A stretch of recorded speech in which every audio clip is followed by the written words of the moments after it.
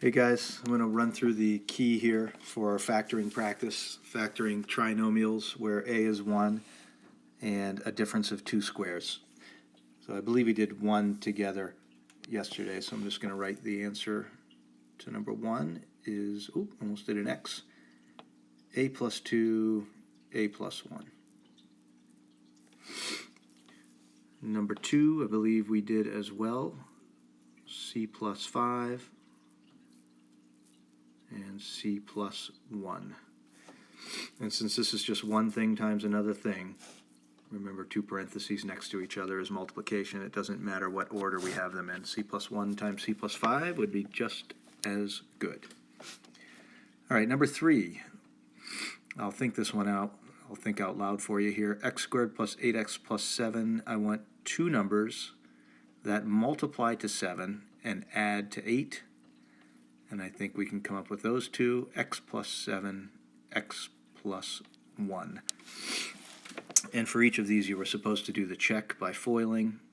So x times x is x squared. X times 1 is x positive. 7 times x is 7x. And 7 times 1 is 7. When we put the x and the 7x together, we get x squared plus 8x plus 7. Okay, number 4, r squared plus 12r plus 11. You may be able to see already that it's 11 and 1. Two numbers that multiply to 11 and add to 12. Foiling that would give us r squared plus 11r plus 1r, which is 12r plus 11. Two numbers that multiply to 4 and add to 5 can only be 4 and 1. m plus 4, m plus 1. Foiling would get you back to the original. Okay. All right, a little larger number for the c value here. We have some other options other than 1 and the number. Everything else has been prime up to this point. That last number has been prime, so I'm going to make my parentheses, and now I'm going to make my little x or diamond, if you've done diamond problems. And the numbers we're looking for are multiply to 35, so we put the multiply one in the top, and add to 12. This is our addition one. So numbers that multiply to 35, add to 12. Some of you are thinking 5 and 7. If you didn't come up with that right away, just list the factors of 35. 1 and 35, 2 no, 3 no, 4 no, 5 and 7, and we're there. 5 and 7. And it's all addition. So we haven't had to worry about signs yet. X plus 5, x plus 7 would produce x squared plus 12y. Oh, I did x's instead of y's. Y squared plus 12y plus 35. Okay. Next, let's go to blue. Mix it up a little. Okay, number 7, 24, has a lot of factors, but only 2 of them add to 11. Can you think of what they are? If you can't, start listing. 124, 212, 3, 8, there they are, 3 and 8. X plus 3, x plus 8. Foil that out, and you'll get back to the original. Number 8, a squared plus 11a plus 18. Two numbers that multiply to 18, add to 11. Sounds like 9 and 2. A plus 2. I'll put the little one first this time. 2. A plus 9. Okay, number 9 is arranged a little differently. It's the c value first, so I don't really like that. I'm going to switch it to c squared plus 17c plus 16. And now I can see that the two numbers that add to 17 and multiply to 16 are 16 and 1. C plus 16, C plus 1. Number 10, two numbers that multiply to 1 and add to 2 can only be one thing. X plus 1, x plus 1. Foil that out, and you will see. Two numbers that multiply to 25, add to 10, sounds like 5 and 5.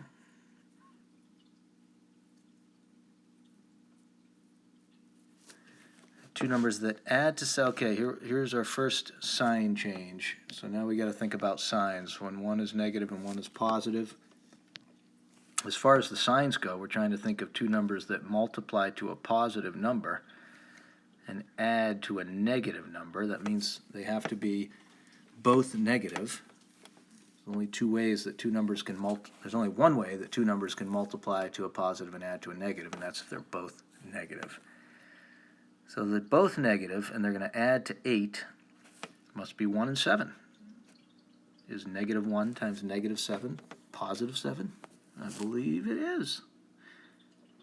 So it's going to be a minus 1 times a minus 7. And I'll FOIL this one out. A times a, there's our a squared. A times negative 7, negative 7a. Negative 1 times a, negative a. And negative 1 times negative 7 is positive 7. So a squared minus 8a plus 7.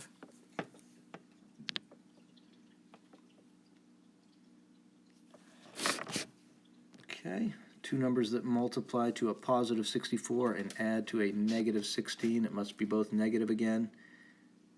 Maybe you can already see it. 8 and 8, x minus 8, x minus 8. FOIL and see.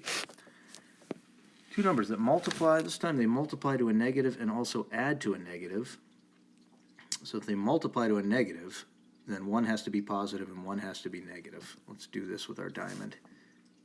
One has to be positive and one has to be negative to multiply to a negative. Now, if they have opposite signs and we're going to add them together, and we're going to get a negative 11, then they must be 11 apart from each other. So let's see. 1 and 42 are more than 11 apart. 2 and 21 are more than 11 apart. 3 and 14? 3 and 14?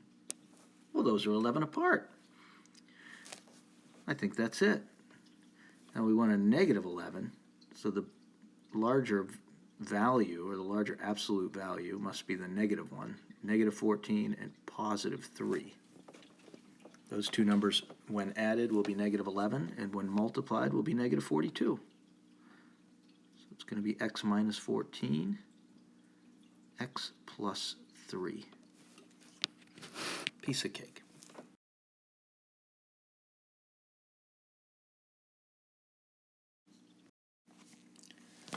Okay, these next ones are different. Obviously, they only have two terms, so they're binomials.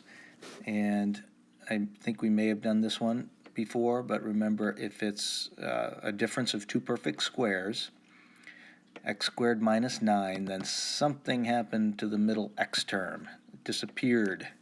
Therefore, it must have been a positive and a negative same thing.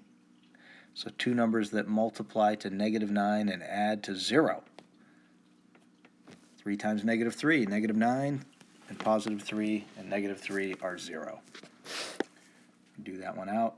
X squared plus 3x minus 3x minus 9 is x squared minus 9. X squared minus 36, x plus 6x minus 6. X squared minus 121. Everybody remember the square root of 121? It's 11. X plus 11, x minus 11. 64x squared minus 81. Both of them are perfect squares. It's going to be 8x and 8x. That's 64x squared. And the square root of 81 is 9. Plus 9 minus 9. FOIL it out to make sure.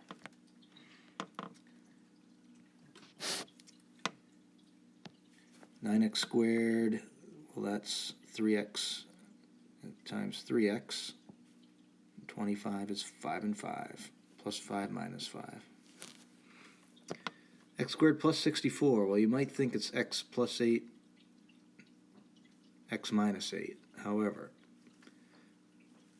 8 times negative 8 is not a positive 64, so this one's going to be prime. Don't get fooled by those ones. And x squared minus 225 is x plus 25. X minus 25. Good practice to factor. You want to get good at factoring these trinomials. When we move to solving equations for their roots, we'll be dealing with a lot of trinomials and a lot of factoring to solve them. All right, take care.